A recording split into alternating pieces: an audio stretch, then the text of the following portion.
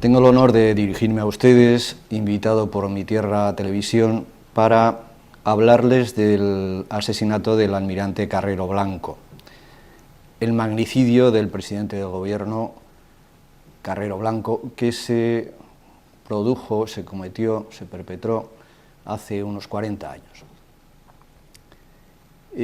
Sin duda, el título que me da pie, o que haya servido a nuestros anfitriones para llamarme, es un libro que he escrito con ese mismo título, El magnicidio de Carrero Blanco. Es un libro relativamente pequeño, pero serio, pretendida y creo que logradamente serio, que recoge casi todas las informaciones abiertas que se han publicado de forma ordenada y ponderada, y también algunas nuevas aportaciones que tanto el otro autor como yo hemos conseguido. El título hace mención al hecho tremendo del asesinato de un presidente de gobierno que parece que se nos ha olvidado, pero fue de una trascendencia enorme. Tan trascendente es que se puede considerar como el pecado original de la transición, de lo que se ha venido a llamar transición democrática. Nadie medianamente informado puede pensar que con Carrero Blanco vivo se hubieran desarrollado los acontecimientos históricos de nuestra patria como se desarrollaron. Cuando fue asesinado no tenía 70 años. Es de suponer, por tanto, que su salud le hubiera permitido desarrollar por lo menos un lustro más de vida política, y en esos 5 años, precisamente, son los que se emplearon en España para desarrollar la Constitución. En menos tiempo que ese, en apenas 2 años, en vida de Franco incluso, España entregó el Sáhara. Es inimaginable para nadie, es medianamente informado, que Carrero Blanco, que había sido secretario de Presidencia de Gobierno, del cual dependían las plazas africanas cuando la guerra de Ibn Sáhara, que había visto la censura, el embargo, la imposición norteamericana a utilizar el armamento español, imposición unilateral que no se hizo, no hubo contrapartida por parte con relación a Marruecos, que aquella imposición había hecho que España diera el estatus de provincias a aquellos territorios para que se pudiera emplear aquel armamento. En fin, que era una persona tremendamente conocedora de la problemática de aquellos territorios, de la política marroquí y de la norteamericana. Es impensable, repito, que se hubiera prestado a esa entrega que para nuestros conciudadanos, puesto que eran españoles de pleno derecho, fue una traición, y para España, cuando menos, fue una tremenda dejación de sus intereses estratégicos, económicos, de todo tipo. Solo la pesca, los fosfatos, minerales diversos que hay en el Sáhara, la defensa de Canarias, todo ello se quedó muy comprometido a partir de ese momento. Por no hablar del tremendo daño que se hizo al respeto al ordenamiento interno y al ordenamiento internacional, puesto que para la ONU, por ejemplo, seguimos siendo potencia administradora. Por supuesto que una personalidad como la de Carrero no hubiera transigido con esta Constitución que disfrutamos, que es atea en el sentido de que no nombra a Dios, la ausencia de Dios es total, con lo cual se ataca a la esencia misma del ser español, nación que nació precisamente de esa unidad en la fe católica de los pueblos godos y los autóctonos, y que lleva en sí el germen de los separatismos, como bien estamos viendo. Carrero era un hombre profundamente monárquico. Se ha dicho, sus biógrafos, y es cierto, que fue el principal valedor de la figura del príncipe entonces, de Juan Carlos, para que fuera nombrado sucesor del jefe del Estado entonces, del generalísimo Franco. Se ha dicho también, y es verdad, que él tenía previsto ofrecer, o incluso había entregado al príncipe su posible renuncia.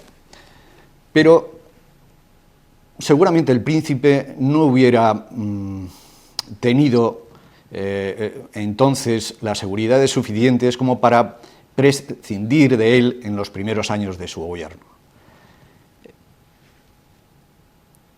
Hay un caso concreto que cuenta el historiador Jesús Palacios, por ejemplo, Arias, en la crisis de los últimos meses de Franco, llegó a presentarle la dimisión a Juan Carlos, entonces jefe de Estado en funciones.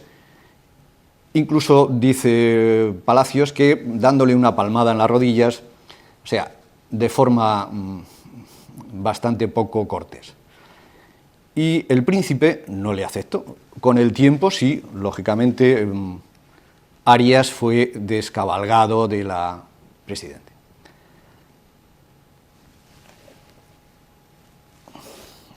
Además, en cuanto a la postura internacional de España, las ideas de Carrero eran francamente claras y asentadas. Lo había demostrado en el conflicto árabe-israelí, en la guerra de Yom Kippur, que se había producido pocos meses en octubre de aquel año 73. Tenía muy clara la idea de que nuestras relaciones con Estados Unidos debían mejorarse. Una frase que se le atribuye y que es cierta es que los norteamericanos habían resuelto sus problemas, pero nosotros no, y que habría que renegociar los acuerdos. Tenía muy claro también que la entrada en la Comunidad Europea tenía que negociarse, y de hecho se había entrado en el año 70 con un acuerdo preferencial que incluso era mejor que el que luego se firmó cuando se entró oficialmente. Respecto a la OTAN, lo mismo. difícilmente hubiera permitido entrar en la OTAN Carrero sin que hubiera estado resuelto el problema de Gibraltar, el de Ceuta y el de Melilla. En fin, bueno, y me dejo, no quiero dejar en el tintero, que era un profundo patriota, quería una España fuerte, independiente, y por entonces nuestra patria desarrollaba un importante programa aeroespacial y nuclear, incluso de armas atómicas. Con lo cual era, seguramente para otras naciones, pues un potencial competidor y, por lo tanto, incómodo. En cualquier caso, todos esos puntos, posiblemente por separado, pero desde luego juntos, hacían que su personalidad no gustara a quien pudiera pensar en una nación pues como la que hoy sufrimos. Ese es el axioma de mi conferencia, de mi versión de los hechos. Esta España que estamos viendo sin valores, como se dice edulcoradamente, prácticamente en suspensión de pagos, en camino de secesión, y hubiera sido incompatible con Franco. Todo esto lo dicen, lo han escrito, y yo procuro fundamentarlo ante ustedes, y desde luego en el libro, pues con citas, no solo con mi versión, no solo con mi selección, sino con citas de personas que han trabajado, que han estudiado, que han publicado en este campo. Lidia Falcón, por ejemplo, dijo que la transición estaba pactada de antemano, y lo mismo Alfredo Grimaldos y el general Monzón. Incluso la reina, en unas declaraciones a Pilar Urbano, vino a decir lo mismo. Entonces, estamos ante un magnicidio que fue un fallo garrafal tremendo de los servicios secretos españoles, como se ha querido decir. Los etarras, entonces un movimiento incipiente, apenas habían hecho esta organización que, según Alfonso Sastre, uno de los actores de esta tragedia, ha llegado a cometer 2.000 asesinatos, no los 800 o los 1.000, sino 2.000, y ellos llevan la cuenta. Entonces solo había hecho 9, era incipiente, apenas había salido de las provincias vascongadas, y sin embargo estuvo esa organización durante un año en Madrid, haciendo, en Madrid, donde lógicamente no conocían el entorno urbano ni geográfico, estuvo atracando armerías, robando armas a centinelas de capitanía, precisamente, haciendo prácticas de tiro. ¿Cómo es posible? Incluso hizo una asamblea nacional, es decir, todos los jefes de la organización vinieron a hacer la asamblea nacional a Madrid. Seguimos otra vez en que tuvieron mucha suerte o los servicios de información eran tremendamente deficientes. Bueno, luz nos puede aportar el propio Santiago Carrillo, que escribió que desde los años de las guerrillas, como dice él, tenía claro que ninguna organización, ninguno de sus miembros del Partido Comunista hubiera sobrevivido en Madrid, en el interior de España. Aquellos años, no digo ya, no decía él durante un año, sino durante muchísimo tiempo. Entonces, ¿qué pasó para que ocurriera eso? ¿No se enteraron? ¿Qué pasó? ¿Cuáles fueron las circunstancias en las que se produjo el magnicidio? Hace poco se ha publicado en la prensa, con ocasión del aniversario del 23F, una serie de documentos, testimonios curiosos, puesto que está bastante enlazado una situación con otra. Uno de ellos, de la Gaceta, es un documento del Servicio de Información de la Guardia Civil del año 72, antes de que Carrero fuera nombrado presidente de gobierno, mucho antes de que los etarras primeros llegaran a Madrid,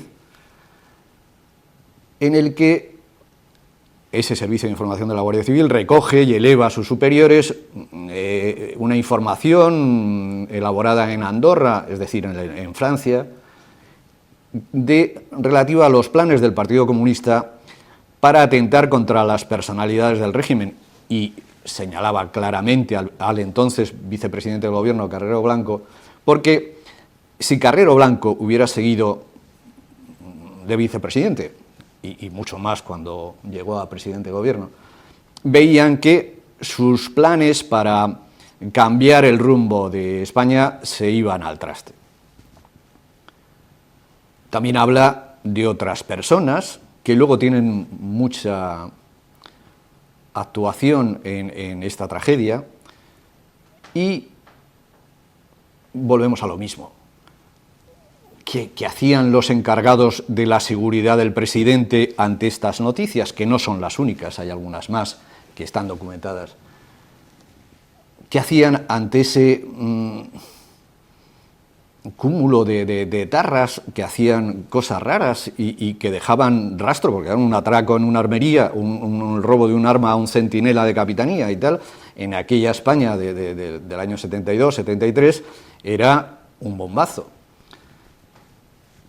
Bueno, la versión oficial que nos ha llegado es que el propio presidente del gobierno, que el propio Carrero Blanco, descuidaba su seguridad, que era un hombre que no quería, cuando no es de recibo, puesto que él, desde que es nombrado presidente de gobierno, en julio del 73, quiere cambiar su despacho oficial de la Castellana al exterior de Madrid, quizá la Moncloa.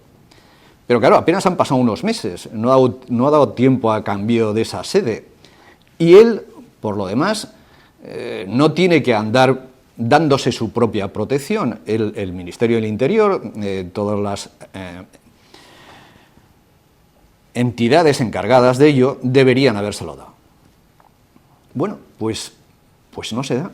Y esos cerca de 30 etarras que durante un año están en Madrid, reciben, y eso queda demostrado posteriormente en los juicios que se hacen a los miembros del Partido Comunista que con ocasión del atentado de la calle Correo son puestos a disposición, son detenidos por la policía, puestos a disposición judicial.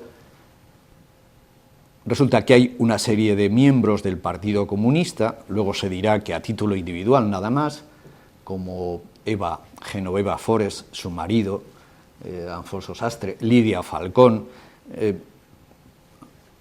Antonio Durán, muchos miembros del Partido Comunista, oficialmente, la versión que nos han trasladado es a título personal, están colaborando en esa infraestructura de pisos, en esa infraestructura de información, en esos transportes, y todo eso no deja huella, no deja constancia, se produce libremente, sabiendo, como les he dicho, que Carrillo mismo era consciente de que un movimiento así era impensable que no se detectara en España. Bueno, hay autores como el desconocido González Mata, que fue un agente doble de los servicios especiales españoles y de la CIA, desaparecido en extrañas circunstancias, como en una película de terror.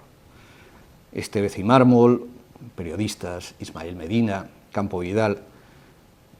Hay muchos autores que en sus libros dan testimonio de que sí que hubo estos documentos, como el que les he mencionado, y otros, y situaciones raras que se resolvían de forma insospechada.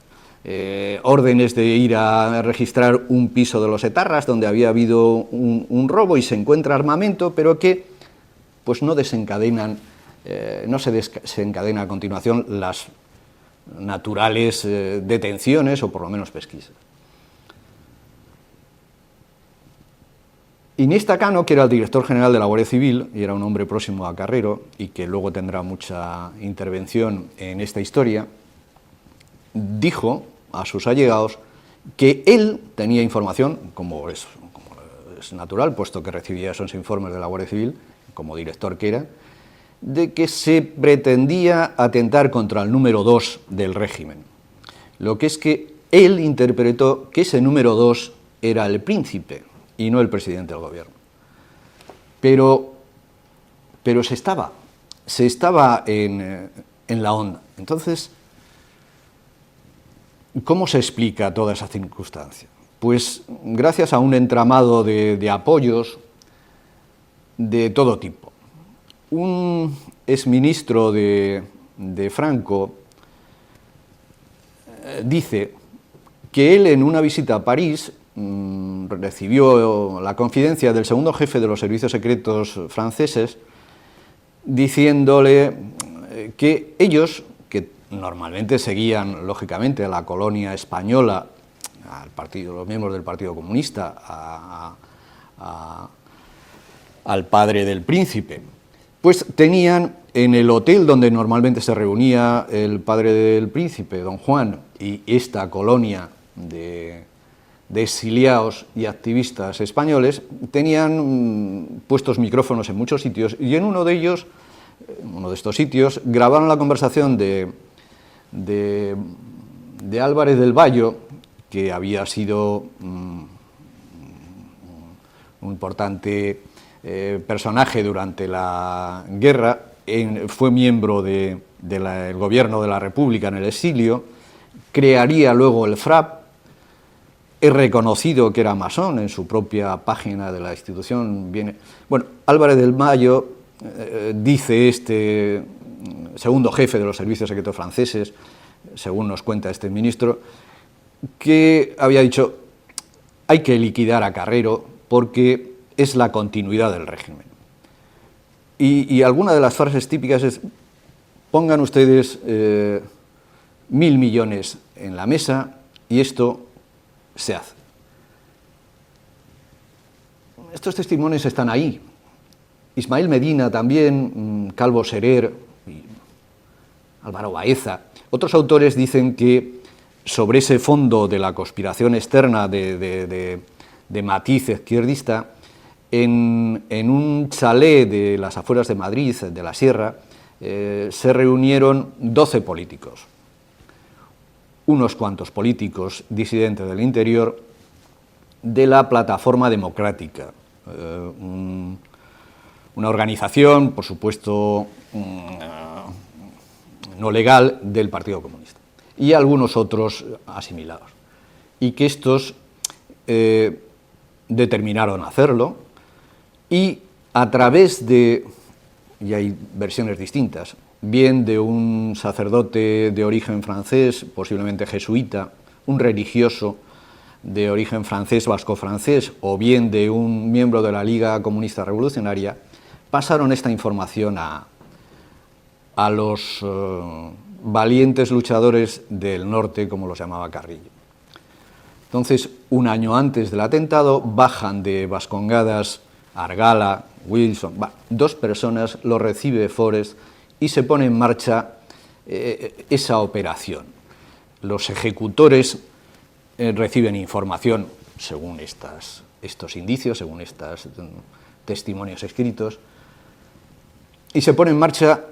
Primero, ETA pretende raptar a alguna autoridad, a Carrero Blanco, por entonces vicepresidente, a cambio de liberar a miembros de la organización. Cuando Franco nombra presidente de gobierno, aumenta algo la seguridad de Carrero Blanco y sus rutinas, con lo cual ven que no es posible el rapto y el secuestro, y pasan a enfocar el atentado. Bueno, pues ese es el contexto, y en ese contexto quiero recordar una frase de Ricardo de la Cierva, que estudió desde el principio este problema y sobre todo el devenir de los hasta 4 jueces, 4 sumarios que hubo con relación al atentado cuando se produjo. Entonces, Ricardo de la Cierva dice textualmente que para él una organización terrorista iba a ejecutarlo, alguien con mucho poder lo supo y lo dejó hacer, alguien con mucha información lo supo y deliberadamente ocultó esa información, y estoy citando lo que dice Ricardo de la Cierva, alguien que lo sabía iluminó a los terroristas, les dio información, otros se encargaron de protegerlos para que no fueran descubiertos, y termina diciendo, ironía trágica, los dos grandes enemigos de Carrero, el comunismo y la masonería, dice, repito, Ricardo de la Cierva, serían el inspirador probable y el inspirador posible de su asesinato. Y hace una reflexión diciendo que él, estudioso de estos temas, de la historia en general, que los 4 magnicidios anteriores, porque no nos tenemos que olvidar de esto, aunque pensemos que vivimos en el más feliz de los mundos, España ha tenido multitud de magnicidios, es decir, asesinatos de presidentes de gobierno. El de Prim, el de Cánovas, los 4 anteriores también, según él, experto en la masonería, fueron obra de esta organización.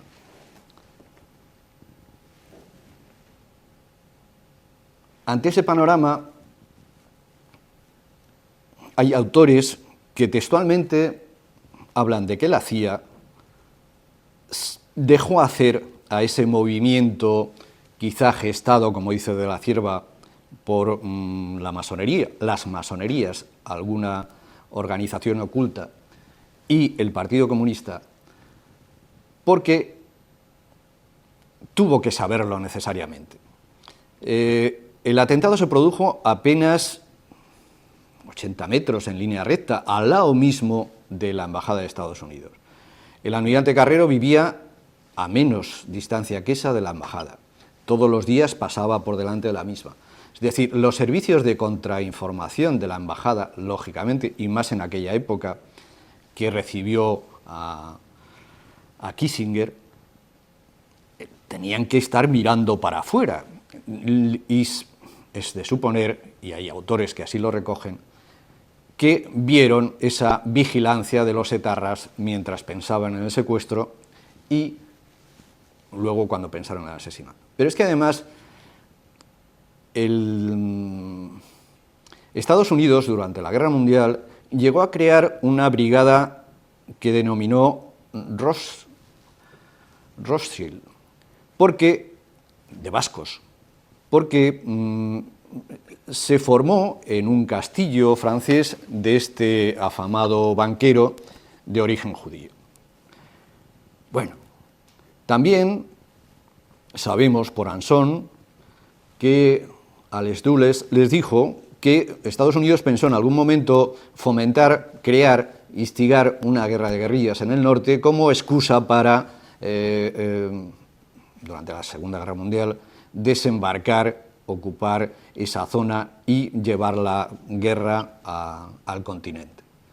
Es decir, desde el principio, durante la Segunda Guerra Mundial, y posteriormente el Partido Nacionalista Vasco, el gobierno vasco en el exilio, tuvo muchas relaciones, primero con el Servicio de Inteligencia inglés y luego con los servicios de inteligencia americanos, la OSS y luego la CIA. Pero además es que hay más casos singulares. El portero de la finca donde los etarras alquilaron el local, el bajo, y hicieron el túnel hasta la mitad de la calle, era policía armada. Hubo denuncias de los vecinos, porque claro, el ruido era importante, los olores de aquella galería subterránea con productos en descomposición eran insoportables. Incluso Hay autores que recogen que la Embajada de Italia alertó a los servicios españoles de que sus sismógrafos está por la zona. Notaban algo. Cualquier embajada, cualquier organismo oficial de entidad, además de esa contravigilancia exterior y otros elementos, para evitar butrones, para evitar túneles, tienen entre sus medios esos sismógrafos, para ver si alguien está cavando a horas que no son de obra un túnel, por ejemplo. O sea, hay muchos indicios, volvemos a ello. Además, y según dice Stanley Payne, para él fue el atentado casi más perfecto de la historia. No cabe duda que el que lo hiciera tuvo que contar con planos de las conducciones eléctricas, de las conducciones de agua, de las conducciones de gas, incluso de las alcantarillas próximas, porque pudiera ser que haciendo el túnel sin esa información se toparan con un escape de gas, con una cañería, o pusieran la carga al lado de una alcantarilla y cuando la carga detonara, la fuerza de la explosión, en vez de romper por la superficie dura, saliera por la alcantarilla, como pasó en otros atentados de la historia, por ejemplo en Portugal. También refuerza ese criterio de Stanley Payne de que fue un atentado maestro la trayectoria del vehículo de Carrero. Fue prácticamente vertical, Es muy difícil, y menos o más, según la versión oficial, de Argala desde veintitantos metros, desde una esquina con una visión oblicua, y con un disparador que era un interruptor doméstico, de corriente, acertara a dar la orden con precisión, y esa orden con el retardo milimétrico o en milisegundos en tiempo, llegara tan exactamente como para que la explosión fuera precisamente debajo del centro de gravedad del vehículo, porque así fue, salió en vertical, no salió para adelante, para atrás ni para un lado. Todos esos datos que vamos acumulando nos dicen que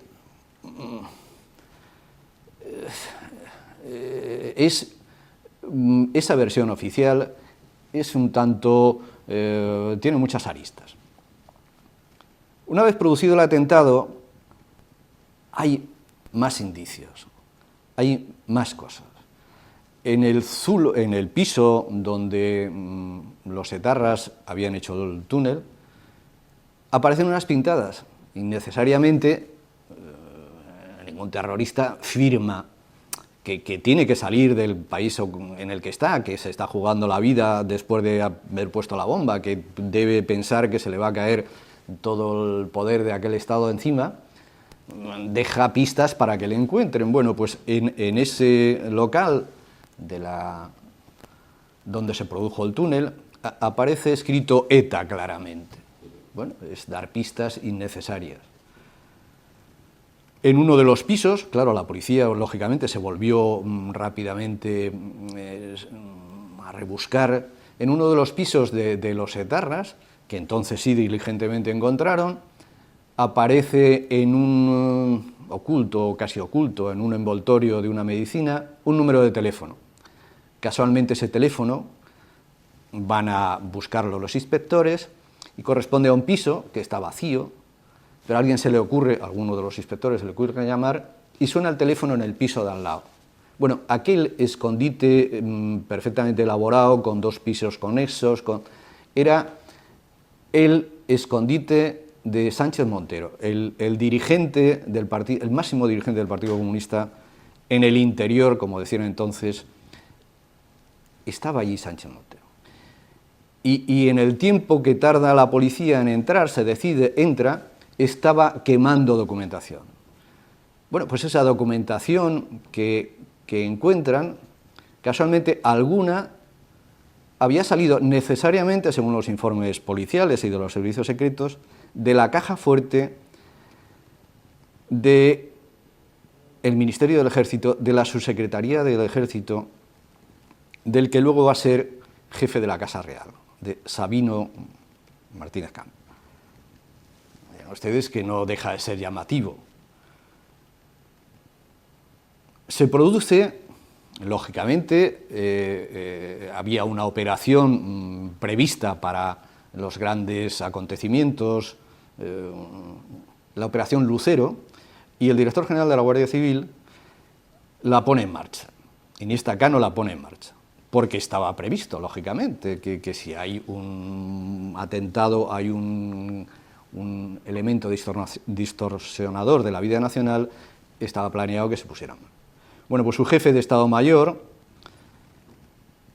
José Antonio Sáez de Santamaría, escribe posteriormente que boicoteó las órdenes y no las cursó. Luego no hubo ocasión de que se pusieran en marcha porque el propio Arias Navarro y Torcuato hicieron presiones para que revocara las órdenes Iniesta Cano. Es decir, que eso pasó con el resultado de que en España no se puso ninguna traba a la posible huida de estos comandos. No se cerraron aeropuertos, no se cerraron fronteras, estamos hablando de la eliminación violentísima del presidente de gobierno.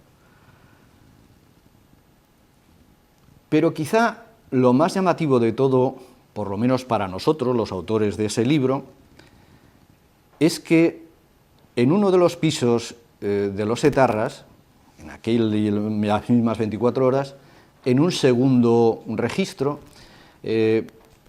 miembros de la Brigada Política Social encontraron 3 micrófonos ocultos.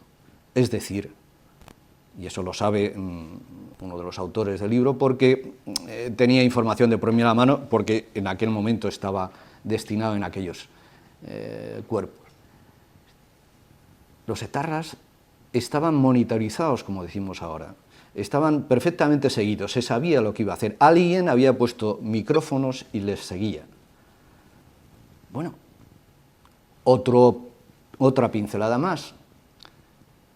Esos sumarios que se van abriendo y cerrando y que van llevando una suerte difícil, en algún momento apuntan, y así lo recogen otros autores, a la intervención directa de la CIA, incluso de suministrar artificios.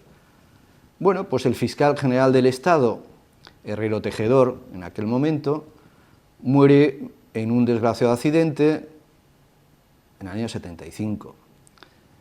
Bastante inexplicable, al parecer, puesto que se hizo en una recta, en un cruce con mucha visibilidad, el conductor no le pasó nada, solo, en fin, testigos más que van desapareciendo.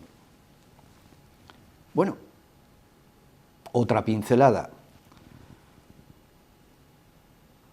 Utrera Molina se ha escrito que presentó a Franco, cuando pocos meses después del atentado se hace cargo de la Secretaría del Movimiento, el Servicio de Información de la Secretaría del Movimiento, uno de los servicios entonces existentes, los servicios secretos, graba conversaciones de Arias diciendo que va a desmontar el movimiento y que, me van a perdonar que lo diga, pero es textual, ¿no?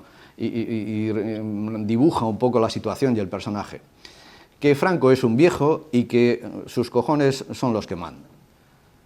Bueno, pues esto está escrito, no hay un entramado, como vemos, que desde luego propicia aquel atentado. Arias Navarro, como Gutiérrez Mellado, habían sido miembros del Servicio de Información Militar durante la guerra y se vieron envueltos en los consejos de guerra que se abrieron por un tremendo hecho que ha tenido trascendencia incluso años después, cuando Milans del Bosch escribe una carta a Gutiérrez Mellado y le nombra, le recuerda el muerto de la carretera de Extremadura, está hablando del comandante Gabaldón, un comandante de la Guardia Civil, miembro del Servicio de Información, encargado de, fundamentalmente de la masonería, y que muere en circunstancias inexplicables, inexplicadas, poco después de acabada la guerra, por unos miembros de las Juventudes Socialistas Unificadas que, vestidos de uniforme, van y precisamente a atracar solo su coche y lo matan. Bueno, ese contexto extraño salpica también a Arias y a Gutiérrez Mellado.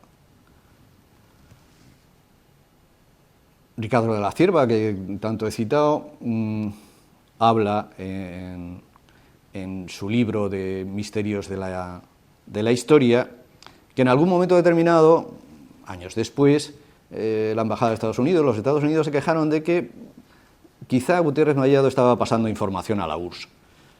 Otra pincelada más que me dirán, bueno, pero son pinceladas, no son imaginaciones de los autores, están recogidas de otros autores, en este caso de Ricardo de la Cierva, y están en la prensa, se pueden rastrear.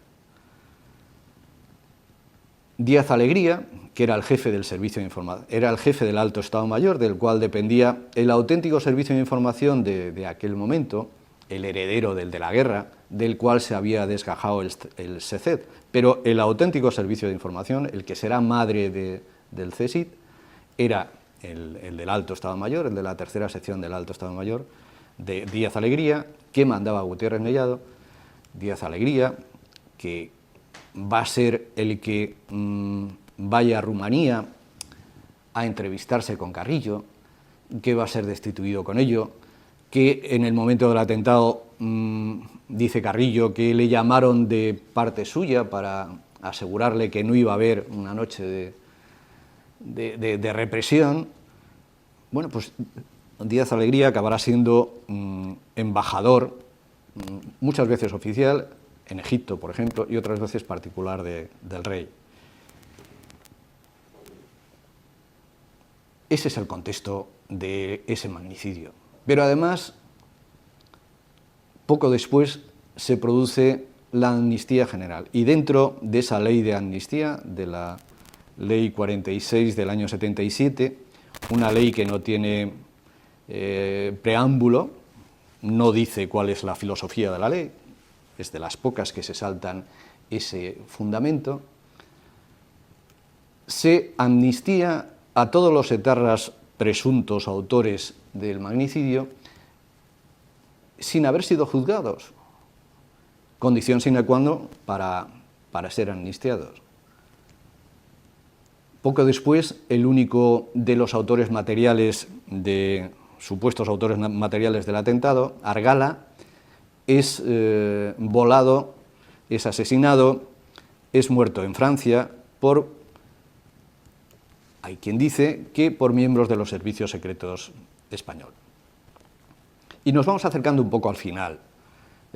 Recientemente, con ocasión del aniversario del 23F, el abogado del teniente coronel Tejero ha publicado, ha hecho unas declaraciones a la prensa, en las que dice que él oyó físicamente, él, Ángel López Montero, oyó decir al comandante Cortina por teléfono que como le siguieran apretando el fiscal de la causa del 23F, contaba hasta lo de Carrero Blanco.